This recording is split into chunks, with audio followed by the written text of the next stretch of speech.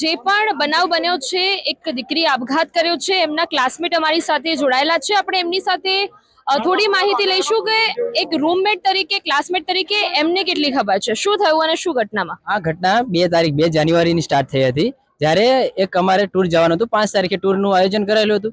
એટલે 2 તારીખે અમારે બપોર પછી એક મેડમના લેક્ચર હતા, જે ન આવ્યા.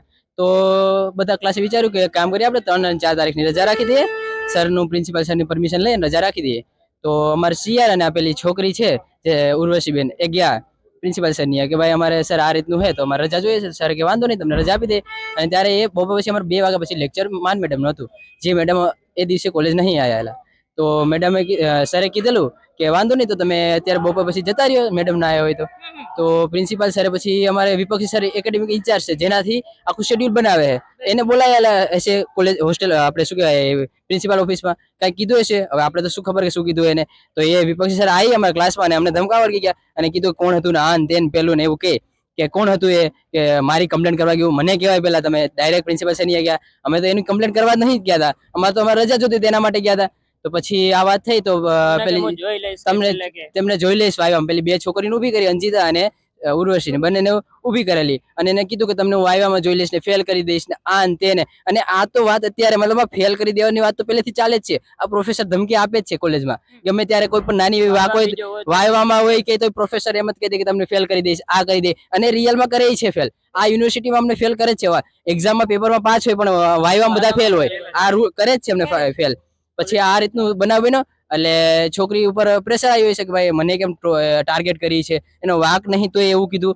એના પછી આ વાત હમણાં સોમવારે, આજ સોમવારે, હા, એ વિપક્ષી સરને સોરી બોલવા ગઈ, એનો ઓડિયો વાયરલ કરેલો અને છે એમાં સંભળાય છે બધી વસ્તુ કે શું કોણ શું બોલે છે, એ બધું આવી ગયું સરનું. એના પછી સોમવારે આ ઘટના પાછી બની. એમાં શું થયું કે સોમવારે અમારે નુવાલ સર કરીને છે ઓર્ગન ડિપાર્ટમેન્ટના, તો એને કઈક કમ્પ્લેન થઈ છે બીજા ક્લાસમાંથી.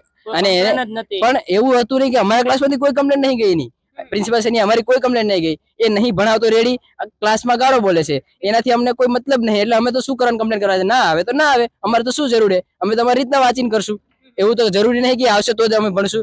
તો એના સોમવારે લેક્ચર હતો એટલે સોમવારે આવ્યા અને એ ગુસ્સામાં જ આવે. એનો લેક્ચર હોય એટલે ગુસ્સામાં જ. એના લેક્ચરમાં આમથી આમ નજર ના થાય ને કે અમને ગાળો, અમે ક્લાસમાં ગાળો સાંભળેલી છે, બધા સ્ટુડન્ટને ગાળો સાંભળેલી. અને આ ખાલી ક્લાસની વાત નહીં, આખા કોલેજમાં તમે કોઈને પણ કોઈને પૂછશો, રિવ્યુ લેશો તો એ જ જવાબ આપશે કે નુવાલ સર કેવા હતા એ, અથવા વિપક્ષી સર કેવા હતા, બધા નિર્ણય આપી જ દેશે સામે. રેડી. એના પછી નુવાલ સરની એક વાત હું અહીંયા વચ્ચે તમને ઇન્ટરપ્ટ કરું છું. નુવાલ સરે કાલે મારી સામે એવું કહ્યું છે, જેટલા પણ લોકો મને બાઇટ આપતા હતા, જેટલી સમગ્ર ઘટના એમને બધાએ મારી સમક્ષ જણાવી. નુવાલ સરનું મારી સામે જેવું બયાન હતું કે જેટલા લોકો બાઇટ આપે છે બધા તમે માનવાશ્રમ ચોકડી આવો, હું તમને જોઈ લઈશ, એવું નુવાલ સરે કહ્યું છે.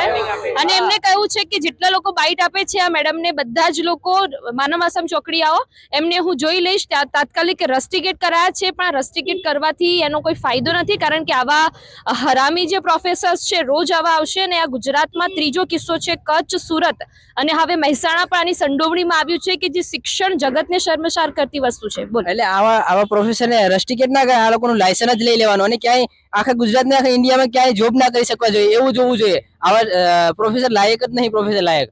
અને એના પછી એને ધમકી આપી. એ બીજે દિવસ સોમવારે જે આવ્યો નુવાલ સર અમારા ક્લાસમાં, અને એ છોકરીને ઊભી કરી કે તમે જ હતા. કમ્પ્લેન તો જો બિચારી કરી નહીં, કોઈ પણ વાક ન હોય ને તમને ડાયરેક્ટલી કહી દે કે તમે હતા ને તમને ટોર્ચર કરે, તો સ્વાભાવિક છે કે કોઈને પર પ્રેશર આવવાનું જ છે. તો એ છોકરી ઉપર પ્રેશર આવ્યું હતું. અને આ ઘટના પર અમને તો એવી ખબર ના હોય કે સુસાઇડ કરી લે છે, અને કોઈને પણ ખબર ના હોય કે આવી વાતમાં સુસાઇડ કરી લે, અને આ બાબતમાં એને સુસાઇડ કરી લીધું. અને તોય છતાં આ વાત થઈ. એના પછી અમે બહાર કોલેજની આયા બધાએ કીધું, તોય આ છતાં આ બધા દાંત કાઢે છે, ઉપર કોલેજ ઉપર જોઈને દાંત કાઢે છે. મતલબ એને શરમ નહીં આવતી કે આના લીધે આવી વસ્તુ કરી છે. તો એને કોઈને શરમ નહીં, સ્ટાફમાં કોઈને શરમ નહીં, કે સ્ટાફ કોઈ કોલેજની બહાર પગ મૂકવા માટે તૈયાર નતો. આવી ઘટનામાં કોઈ શરમ આવી જોઈએ આખા સ્ટાફ ઉપર. એમ નહીં કે આ બેજ, આખો સ્ટાફ શરમ આવી જોઈએ આખા સ્ટાફ ઉપર, એમાં સ્પેશિયલી લેડીઝ ઉપર. કે લેડીઝ સ્ટાફ હતો તો કોઈ કેમ ગયું નહીં, કોઈ જોવા કેમ ના ગયું, કોઈ ચેક કરવા કેમ ના ગયું. એને હોસ્પિટલ લઈ જવા માટે ઇન્ટર્ન ને છોકરીઓ અને અમારી ક્લાસમેટ ગઈ છે, કોઈ કઈ સ્ટાફ કોઈ એની ભેગા ના ગયો, કોઈ કેમ સપોર્ટમાં ના ગયું. તો તમે અત્યાર સુધી ચૂપ હતા. આનો શું રીઝન હતું કે કોઈ કેમ ના બોલે? ભાઈ બધાને ટેન્શન હોય કે આ ફેલ કરવાનું કહી દેશે, રિયલમાં ફેલ કરી દેશે. આગળ બી પણ એવો કિસ્સો આવી ગયેલો છે કે ગર્લ્સ હોસ્ટેલમાં એક છોકરો આખી રાત રોકાયો હતો. સીસીટીવી ફૂટેજ સામે આવ્યા હતા. એ છોકરી એ છોકરાને જોઈ ગઈ છે અને ગળું દબાવવાની, મારવાની કોશિશ પણ કરવામાં આવી હતી. આ તમામ જે સીસીટીવી ફૂટેજ છે એ કોલેજ મેનેજમેન્ટે જોયા છે, છતાં પણ એને ઉપર ઢાંકીને એને શાંત રાખવાની કોશિશ કરવામાં આવી. આ વાત મતલબ આમાં એફઆઈઆર નથી થયેલી હતી, તો આમાં અમે પોલીસ પ્રશાસનને કહીએ કે તમે શું કર્યું છે, આનો નિર્ણય કેમ હજી આવ્યો નહીં, નિર્ણય કેમ ના આવ્યો? આ વાત દબાવવામાં આવી ગઈ છે. તો આવી ઘટના વાત દબાવવામાં આવે તો અમારે ન્યાય ક્યારે મળશે? અમે હવે જ્યાં સુધી આ છોકરીનો ન્યાય નહીં મળે ત્યાં સુધી કોલેજ બંધ, અને અમે અમારો કામ કરીશું, પણ અમારે ન્યાય જોઈએ જ છે અત્યારે, એના સિવાય કોઈ વાત નહીં. બિલકુલ, આ દરેક મેડિકલના જે સ્ટુડન્ટ્સ છે એ હમણાં પણ ધારપુરમાં પણ રેગિંગના કારણે એકનું મોત થયું છે. અત્યારે પણ બાસણામાં એવો જ કિસ્સો સામે આવ્યો કે જે કોલેજમાં શિક્ષણના પ્રેશરથી મોત થયું છે. એવું કાંઈ નથી કે બીજું કાંઈ પ્રકરણ છે કે આ આખા ઘટનાને આપણે કોઈ બીજો વળાંક આપીએ, પરંતુ દરેકના મોઢે સાંભળ્યું છે. ફક્ત એમનું એવું જ કહેવું છે કે અમને પ્રેશર એવું હતું, અમે એક દિવસ કોઈ પુઅર ફેમિલી હોય તો એ ફી ભરવામાં એમને થોડું લેટ થઈ જાય તો એમના જે રૂમ હોય ત્યાં એને લાઇટ કાપી નાખવામાં આવતી હતી. એ દિવસે એમને મેશમાં જમવાનું નહોતું આપવાનું આવતું.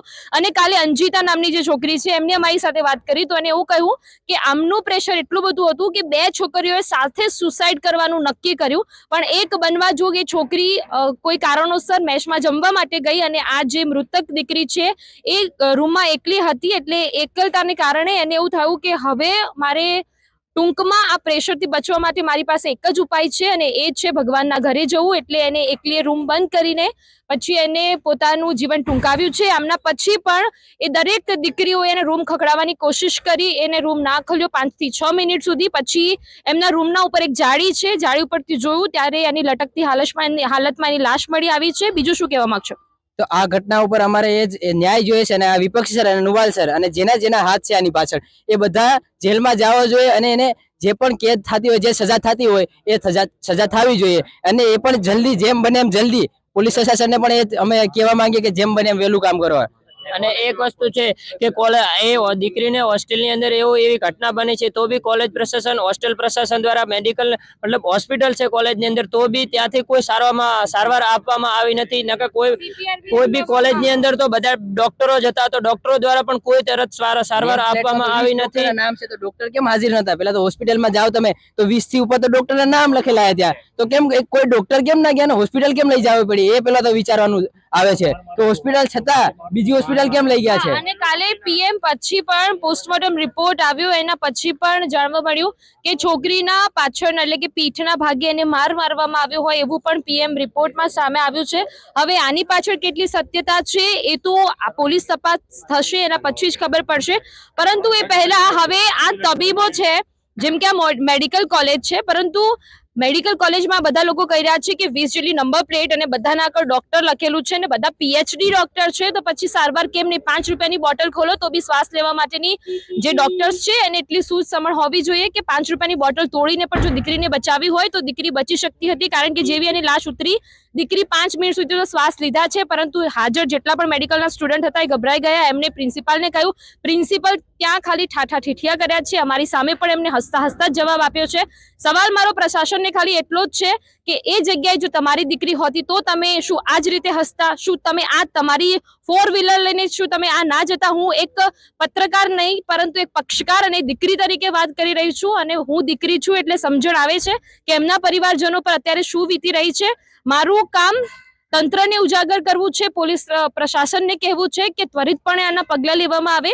બાકી પછી સુરત હોય, કચ્છ હોય કે પછી મહેસાણા હોય, આવા રોજ નવા કિસ્સા બનશે અને રોજ આવી જ રીતે જો નરાધમો બચીને જતા રહેશે તો પછી મારી, તમારી, પોલીસ પ્રશાસનની, અધિકારીઓની દીકરી આવતા અહીંયા વાર નથી લાગવાની.